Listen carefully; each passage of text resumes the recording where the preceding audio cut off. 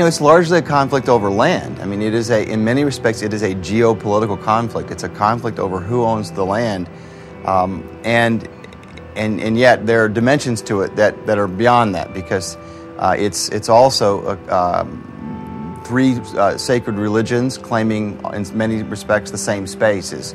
And so that adds a whole different kind of dimension to it. But many people think, well, this conflict's been going on for centuries. They've been fighting forever, and they're always going to be fighting. And the reality is, it's actually more of a modern geopolitical conflict. And it's two national groups, Israelis and Palestinians, fighting for the same piece of land. And because in that respect, it's a manageable conflict. There are answers to geopolitical conflicts. We can find ways to divide the land or share the land that work for both peoples. The more difficult challenges are how to share sacred space, but there are even ways to do that too. There are creative ways to share the holy places here, because they've been doing it for centuries. There have been Muslims, Christians, and Jews living in this part of the world for centuries, and sometimes not well together, but many times coexisting and knowing how to live together and knowing how to make it work. Not always in perfect peace and harmony. It's not like going through a ride at Disney World. It's a small world after all, and everybody's happy when they see each other walking down the street. But they do know how to make it work. They have a history and a memory of that. And as some of the local people will tell you, of all three traditions, they've got to recover how to do that. They've got to remember what it used to be like to be able to live together.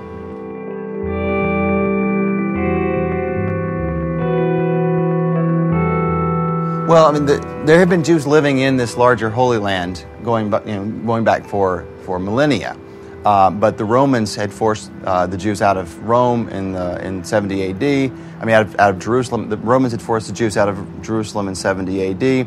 They had lived in diaspora mostly, but Jews had always lived here in different places, but had not at all been in the majority. And at different times, under different empires and different rules, had not been allowed to live in certain parts of the Holy Land. But in the late 1800s, a movement known as Zionism, a nationalist movement of Jews, mostly in Europe, wanting to create their own homeland, like many were wanting to do at the same time in Europe, started coming back to their ancestral homeland and buying land and trying to make a life here. And that reached a critical mass in the earlier part of the 20th century, particularly with the rise of Nazism in Europe and the persecution of Jews by the Nazis, and more people began to come here. And in the beginning, they came and they sometimes lived as neighbors, sometimes they lived in their own communities, but they began to rebuild their own sort of connection to the land and their own culture and their own life here. And ultimately, there were enough Jews who lived here by 1948 that they were able to persuade the United Nations to allow the division of the land and create a Jewish state, which became Israel. So they declared their independence in 1948. They were attacked by Arab armies. They won a war of independence, and they won a lot of land, because a lot of what ended up in what became Israel had been Palestinian land. There were more than 700,000 Palestinians who were displaced as a result of that. They left their homes, they left their villages. Over 400 Palestinian villages were left depopulated at the end of the 1948 war, and there were some who remained behind, and those ultimately, some years later, were eventually given citizenship. They became Arab citizens of Israel, and their descendants still live here this day, and there are 20% of Israel today are Arab citizens. But the rest ended up as refugees in other parts of the Arab world, or even in the United States and in Europe and other places.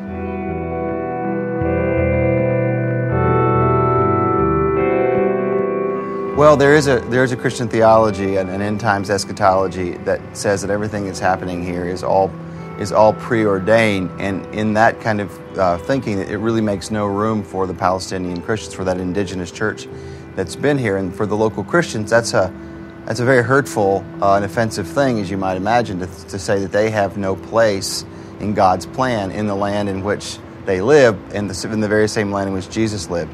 And so the theology can be debated. You can have different views of the end times and different readings of different books of the Bible that may speak to that, but those would seem to be overridden by Jesus' teachings that we should we should love our enemies, that we should do justice, that we should walk in humility and love mercy, and that we should care about other believers in different parts of the world. And so if any of our end times eschatology, any of our theologies come in conflict with our commands to love and to do justice and be peacemakers in the world, we may want to rethink those ensure to ensure that we can continue to carry out that mission, which I think is more central to what Jesus taught us, how he taught us to live in the world.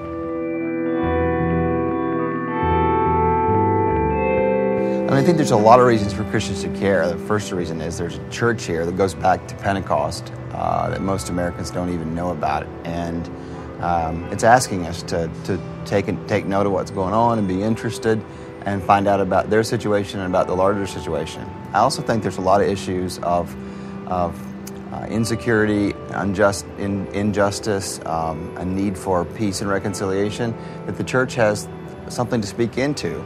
There's a conflict that's been going on here for 100 years, and the church has something important to say about how you deal with those kind of situations. And so there's a constructive role the church can play by standing with those on the ground, both Israelis and Palestinians, who are trying to figure out a way to live together. So I think there's a lot of reasons that we have to care about what's going on here.